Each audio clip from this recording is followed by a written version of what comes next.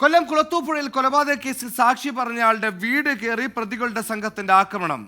കണ്ടൻചിറയിൽ യുവാവ് കൊല്ലപ്പെട്ട കേസിലെ പ്രധാന സാക്ഷിയായ ജോയിയുടെ വീട് കയറിയാണ് ആക്രമണം നടത്തിയത്. സംഭവത്തിൽ 2 പേർ അറസ്റ്റിലായിട്ടുണ്ട്.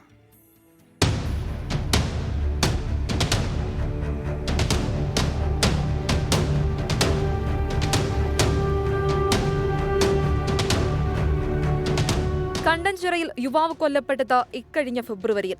ഈ കേസിലെ പ്രതികൾക്കെതിരെ കുളത്തപ്പുഴ സ്വദേശി ജോയി കൊട്ടാരക്കര കോടതിയിൽ സാക്ഷി പറഞ്ഞിരുന്നു. തുടർന്ന് പ്രതികളുടെ ഭാഗത്തു നിന്നും ജോയിക്ക് നേരെ ഭീഷണികളും പതിവായി. കഴിഞ്ഞ ദിവസം രാത്രി കേസിലെ പ്രതിയായ സുനിൽകുമാറും മറ്റൊരു പ്രതിയുടെ ജ്യേഷ്ഠ സഹോദരൻ ഇർഷാദും ജോയിയുടെ വീട്ടിലേക്ക് അതിക്രമിച്ചെത്തി.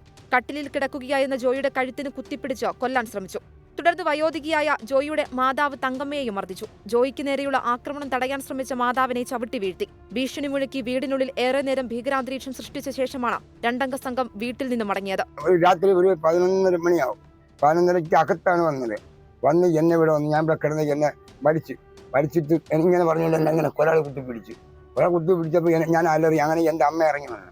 എൻ്റെ അമ്മ ഇറങ്ങി വന്നിട്ടാ നീ പോടാന്ന് പറഞ്ഞു. അങ്ങ് പോയവന്നാൽ തിരിച്ചു വന്ന് അമ്മയെ വിളിച്ച വീട്ടിൽ തള്ളിവിട്ടത്. ജോയിയുടെ മാതാവ് നൽകിയ പരാതിയിൽ കുളത്തൂപ്പുഴ പോലീസ് കേസെടുത്തു. ഇരുവരെയും അറസ്റ്റ് ചെയ്തു. കോടതിയിൽ ഹാജരാക്കിയ പ്രതികൾ റിമാൻഡിലാണ്. 24 കൊല്ലം.